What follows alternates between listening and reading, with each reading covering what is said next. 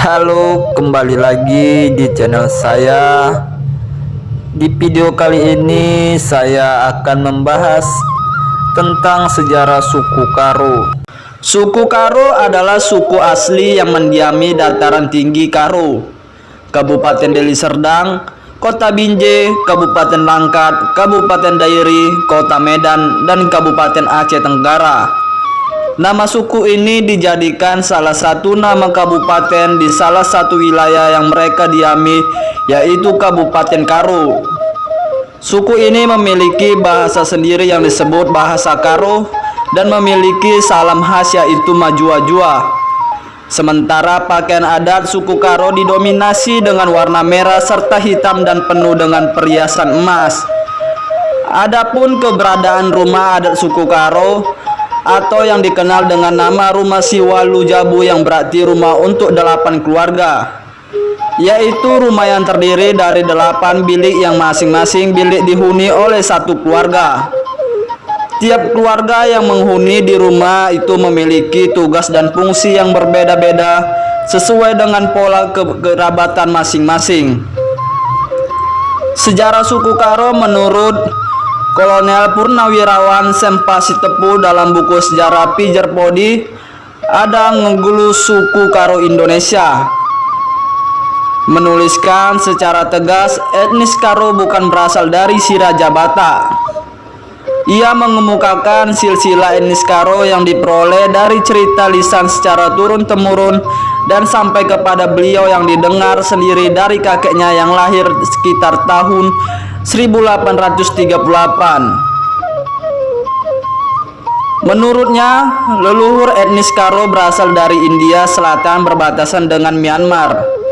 Menurut cerita yang disarikan oleh Sempasitepu, bahwa pada awalnya seorang maharaja yang sangat kaya, sakti dan berwibawa yang tinggal di sebuah negeri bersama permaisuri dan putra-putrinya yang terletak sangat jauh di seberang lautan. Raja tersebut juga mempunyai seorang panglima perang yang sangat sakti, berwibawa dan disegani semua orang. Nama panglima itu ialah Karo keturunan India. Pada suatu ketika, Maharaja ingin pergi dari negerinya untuk mencari tempat yang baru dan mendirikan kerajaan baru. Ia mengumpulkan semua pasukannya dan menganjurkan semuanya untuk bersiap-siap untuk berangkat ke negeri seberang. Ia juga mengajak putrinya si Miansari untuk ikut merantau.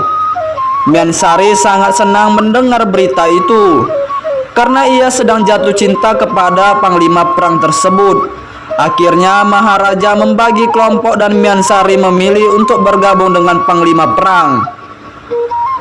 Mereka mulai berlayar menyeberangi lautan dengan rakit yang mereka buat sendiri.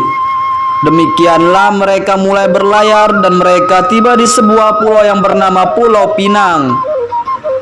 Mereka tinggal di tempat itu untuk beberapa bulan dan mereka berburu untuk mencari makanan mereka. Suatu hari Maharaja memandang ke sebelah selatan dan melihat suatu pulau yang lebih luas dan lebih hijau lagi. Ia berniat untuk menyeberang ke sana. Sore harinya ia mengumumkan kepada rakyatnya agar bersiap-siap untuk berlayar ke seberang. Dalam perjalanan di tengah laut, mereka mengalami suatu musibah yang sangat dahsyat, yaitu angin ribut dan ombak yang sangat besar sehingga mereka tercerai-berai. Mereka sangat ketakutan dan beranggapan bahwa ajal mereka akan segera tiba. Tak disangka-sangka, Miansari beserta panglima dan rombongannya terdampar di sebuah pulau yang tidak mereka kenal. Tetapi Maharaja dan rombongannya yang tidak tahu di mana keberadaannya. Dengan demikian panglima dan Miansari sepakat untuk melarikan diri dan menikah. Mereka berangkat dan membawa 2 orang dayang-dayang dan 3 orang pengawal. Mereka mengikuti aliran sungai dan mencari tempat yang aman untuk bersembunyi. Dan tiba di suatu tempat, mereka tinggal di tempat itu beberapa bulan lamanya. Di pulau itu mereka hidup penuh dengan kebebasan. Pada waktu itu terjadilah peristiwa yang sangat penting, yakni Panglima dan Mian Sari menikah disaksikan oleh dayang-dayang dan pengawal mereka. Setelah itu mereka mulai lagi melanjutkan perjalanan mereka untuk mencari tempat yang lebih aman. Mereka memasuki sebuah pulau yang tidak begitu jauh dari tempat mereka, yakni Pulau Perca, Sumatera, dan tempat ini sekarang bernama Belawan. Dari tempat itu mereka kembali melanjutkan perjalanan menelusuri aliran sungai menuju pedalaman. Dan tibalah mereka di suatu tempat yang sekarang disebut Durintani. Di sana terdapat sebuah gua, yakni Gua Umang. Di dalam gua itu mereka beristirahat untuk beberapa hari sebelum mencari tempat yang lebih aman. Karena mereka menganggap tempat itu belum begitu aman, maka mereka memutuskan untuk mencari kembali tempat yang lebih aman. Mereka menelusuri hutan dan mengikuti aliran sungai menuju daerah pegunungan. Setelah beberapa hari lamanya mereka berada dan berjalan di tengah hutan, dan mereka melewati beberapa tempat yang bernama Bulu Hawar, Bukum, maka tibalah mereka di suatu tempat di kaki gunung. Dan tempat itu diberi nama Sikeben berdekatan dengan Bandar Baru. Mereka tinggal di situ beberapa bulan lamanya. Namun karena si Karo melihat bahwa masih ada tempat yang lebih indah daripada tempat itu, ia memutuskan agar mereka kembali berjalan menelusuri hutan.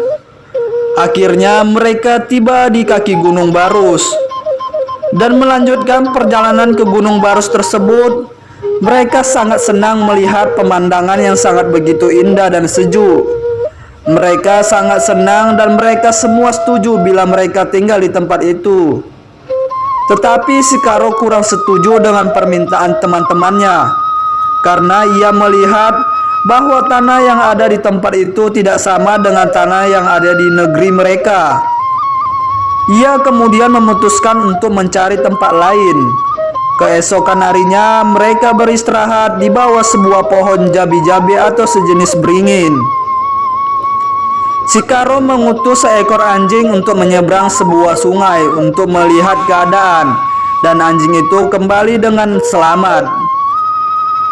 Maka mereka juga menyeberang sungai itu. Mereka menamai sungai itu Lau Biang. Dan pada saat ini sungai ini masih ada.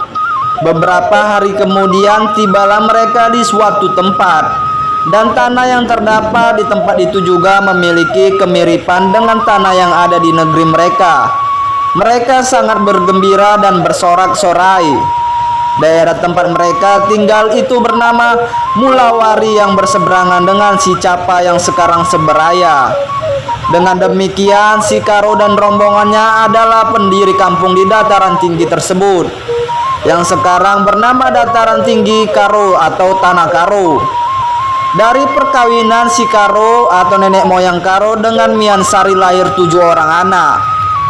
Anak sulung hingga anak ke-6 semuanya perempuan, yaitu Cora, Unju, Tekang, Giri, Pagi, Jile, dan akhirnya lahir anak ke-7 seorang laki-laki diberi nama Maherga yang berarti berharga atau mahaga atau penting sebagai penerus. Dari sanalah akhirnya lahir Merga bagi orang Karo yang berasal dari ayah patrilineal. Sedangkan bagi anak perempuan disebut Beru berasal dari kata Diberu yang berarti perempuan. Marga akhirnya kawin dengan anak Tarlon yang bernama Cimata. Tarlon merupakan saudara bungsu dari Mian Sari atau istri Nini Karo. Dari Merga dan Cimata kemudian lahir 5 orang anak laki-laki yang namanya merupakan 5 induk Merga etnis Karo, yaitu Karo. Diberi nama Karo tujuannya bila nanti kakeknya telah tiada, Karo sebagai gantinya sebagai ingatan, sehingga nama leluhurnya tidak hilang.